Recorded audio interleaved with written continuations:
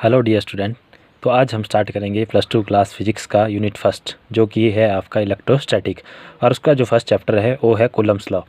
तो इसमें आइए हम देखते हैं। तो इसमें सबसे पहले तो हम देखेंगे कि जो आपका इलेक्ट्रोस्टैटिक है वो होता क्या है।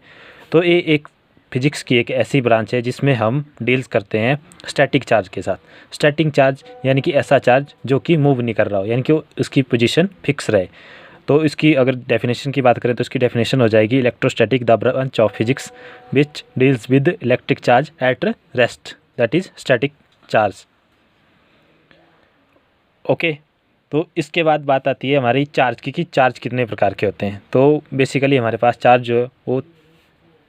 3 टाइप्स के होते हैं,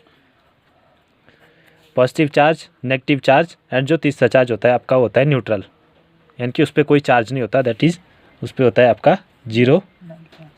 चार्ज या नल चार्ज जिसको हम बोलते हैं। ठीक है, जो इसके बाद आपका टॉपिक है वो है आपका क्वांटाइजेशन ऑफ चार्ज, यानी कि चार्ज क्वांटाइजेशन क्या है। तो जैसा कि आपने देखा कि कोई भी चार्ज है उस पर या तो जो आपका चार्ज होगा वो या तो पॉजिटिव चार्ज होगा या फिर नेगेटिव चार्ज होगा, और वो चार्ज इस तरह से होंगे, या तो उसमें 1 यूनिट पॉजिटिव चार्ज होगा या फिर नेगेटिव चार्ज होगा। तो जो चार्ज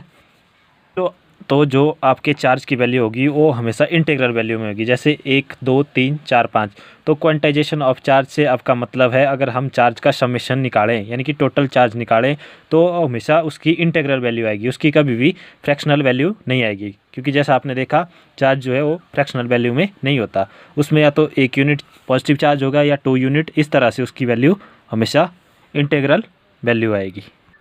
अब इसके बाद जो नेक्स्ट टॉपिक है वो है प्रॉपर्टीज़, यानी कि चार्ज की प्रॉपर्टीज़। तो जो चार्ज की पहली प्रॉपर्टी है वो है like charge repel each other, यानी कि इसका मतलब है यदि आपके पास कोई 2 चार्ज हैं सेम चार्ज, जैसे मान लो एक चार्ज ये हो गया आपके पास पॉजिटिव चार्ज है यहाँ पे कोई Q1, और ये आपका दूसरी साइड भी पॉजिटिव चार्ज है Q2, ये हो गया आपके सेम चार्ज, यानी कि दोनों पॉजिटिव चार्ज है। तो जो इनकी पहली प्रॉपर्टी है, जब कोई 2 चार्ज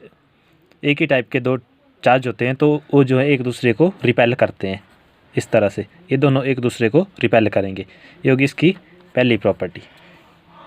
उसके बाद जो इसकी सेकंड प्रॉपर्टी है वो है opposite charge attract each other, यानी कि अगर हमारे पास कोई इस तरह से एक पॉजिटिव चार्ज है Q1 और दूसरी साइड है हमारे पास Q2 जो कि एक नेगेटिव चार्ज है, तो ये जो 2 चार्ज हैं ये क्या करेंगे, एक दूसरे को रिपेल करेंगे, ये इसको अपनी ओर अट्रैक्ट करेगा और ये इसको अपनी ओर अट्रैक्ट करेगा, ये होगी आपकी दूसरी प्रॉपर्टी चार्ज की। और जो आपकी चार्ज की तीसरी प्रॉपर्टी है वो है magnitude of both charges 1.6 × 10⁻⁻19 coulomb, यानी कि आपके कोई भी चार्जेज अगर पॉजिटिव चार्ज होगा तो उसका जो मैग्नीट्यूड होगा वो होगा 1.6 × 10⁻⁻19 कूलम, और अगर वो नेगेटिव चार्ज होगा तो उसका जो मैग्नीट्यूड होगा -1.6 × 10⁻⁻19 कूलम, ये होगी इसकी थर्ड प्रॉपर्टी। और जो इसकी चौथी प्रॉपर्टी है वो है चार्ज इज़ क्वांटाइज्ड, जो कि आपने पहले देखा कि इसमें हमेशा इंटीग्रल वैल्यू होगी। और इसकी एक और प्रॉपर्टी है वो है एडिटिव नेचर। एडिटिव नेचर से मतलब है यदि आपके पास कोई 2 चार्ज है, जैसे एक पॉजिटिव चार्ज है Q1 और ये दूसरा हो गया आपके पास पॉजिटिव चार्ज Q2 और तीसरा हो गया आपके पास नेगेटिव चार्ज Q3, तो जो इन तीनों का टोटल चार्ज आएगा वो इन तीनों को ऐड करके जो चार्ज होगा हमारे पास वो उस तरह से आएगा, जो टोटल चार्ज होगा वो होगा Q1 Q2 + Q3, तो इस तरह से हमारे पास इसका टोटल चार्ज आएगा।